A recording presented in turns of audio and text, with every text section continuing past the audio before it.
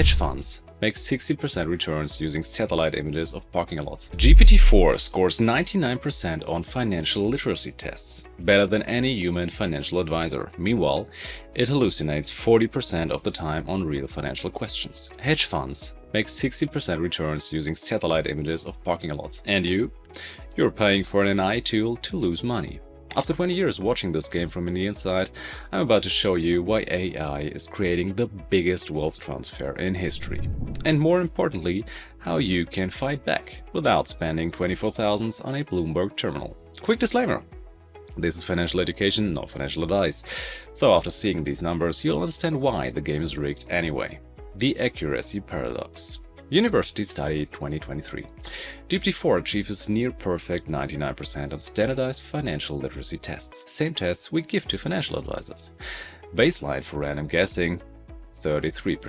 GPT 3.5, 65%. Humans, around 50 to 60%. GPT-4, 99%. And here's the punchline. UCL and Harvard, 2025. Test the same AI on practical financial questions. Average accuracy drops to 70%. On complex calculations, even worse. The more specific you get, the more it hallucinates. It's like having a pilot who scores perfect on flight simulators but crashes real planes. And here's where it gets dark. UC Berkeley studied hedge funds using satellite data, analyzed parking lots at 67,000 stores. Result? 5% alpha around earning announcements. Nature Journal even better. 60% annualized returns just from counting cars at Walmart. Sharp ratio of 1.2. Cost of satellite data, 50,000 to 500,000 per year minimum. The Berkeley professor said something that haunts me. Technology was supposed to level the playing field, but the fence separating sophisticated and unsophisticated investors is growing higher. During their study, retail investors were buying. Hedge funds with satellite data were shorting. The information advantage, 7%. That's not investing, that's a wealth transfer machine, from your pocket to theirs. The access gap. Credit card transaction data, 60% annualized returns. Predicts earnings 3 quarters ahead. Where do you get this data? Bloomberg Terminal, 24K per year. Or you don't. The speed difference is even worse. Institutional AI executes in microseconds. Your broker app, 1 to 5 seconds in a good day. By the time you see the price, they've already traded. By the time you click buy, their opportunity is gone. And by the time your order executes, you're their exit liquidity. And if you want to understand how banks really use AI, check out my video on AI trading algorithms. It's probably in your feed right now. 20 years of insider knowledge in 8 minutes. Now, here's the trust apocalypse. Only 28% of retail investors trust AI recommendations. Only 25% believe AI could beat human advisors. But 66% of financial firms are already using AI. Not testing, using right now. High net worth investors. Well, 2021, 38% used AI tools. 2022, only 40%. They ran away like the building was on fire. Why? They figured out the game. European regulators just dropped the bomb. 3-year study, AI fund versus traditional funds. The performance difference? 0. All the AI, all the machine learning, 0 outperformance. By 2019, 25% of robo-advisors had shut down. The math never added up, one founder admitted. The SEC fined 2 companies. $400,000 for AI washing, claiming AI capabilities they didn't have. BCG surveyed executives globally. 74% of companies show no tangible value from AI. The crash connection. The flash crash, 2010. AI algorithms gone wild. $1 trillion vanished in 36 minutes. But the same AI has a 68% accuracy predicting volatility. In 2022, some AI portfolios gained while markets fell 23%. So AI both causes crashes and predicts them. It's the arsonist selling fire insurance. SEC Chair Gensler predicts a financial crisis as soon as the late 2020s, caused by AI herding behavior. The wealth gap isn't just growing, it's exploding. And AI is the accelerant. Technology that promised democratization became the ultimate monopoly. But here's the twist. David didn't beat Goliath with a bigger sword. He changed the battlefield. You don't need to compete on their terms. You need different terms entirely. The 5 principles. Number 1. Information asymmetry is overrated. Everything hedge funds analyze for millions, most of it is public. Earning calls, SEC filings, social sentiment, all free. They pay for speed. You have something better, time. They need results this quarter. You can wait decades. That's your arbitrage. Second principle. The democratizations of analysis. Large language models aren't just for institutions. The same core technology is everywhere.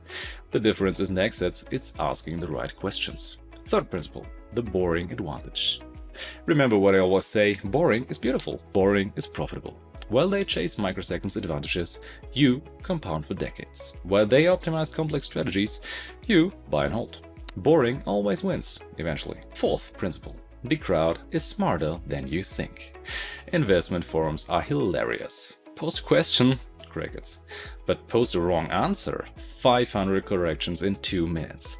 Amazon has no moat. Watch the analytical essays pour in. Cunningham's law in action. The best way to get the right answer? Post the wrong answer.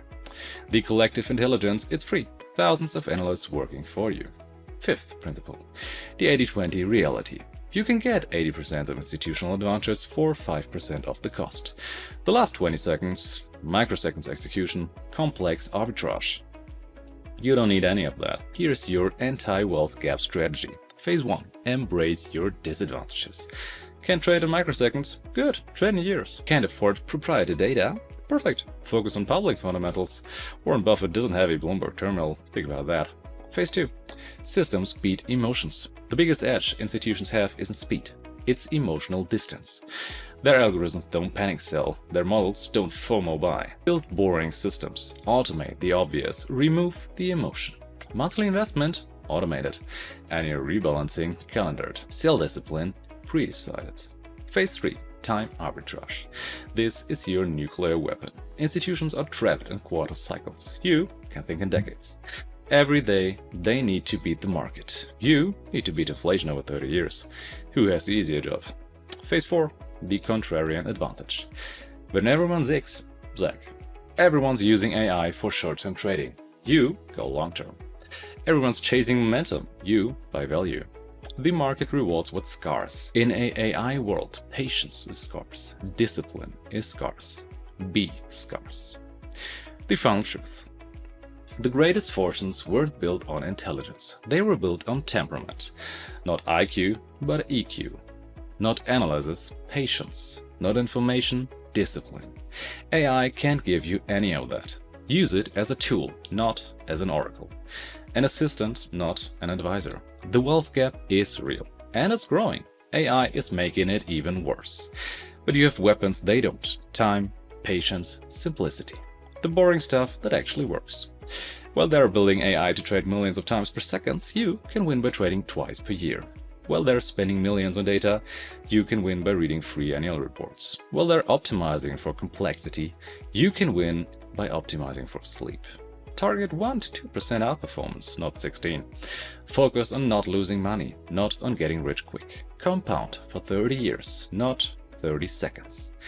Boring, simple, effective. The machines have won the speed game. Let them have it. You play a different game, the one where time is on your side. Now, I need you to do something. Watch my next video. A good one would be the 3-bucket strategy. It's literally appearing on your screen right now. It's the exact portfolio system banks don't want you to know. No, I'm just kidding. It's so simple, banks actually want you to know it. No AI needed, no Bloomberg terminal required. Just math, discipline, and time. Click it now and subscribe, hit the bell. Comment below what AI tool promised you riches and delivered losses. I read everything.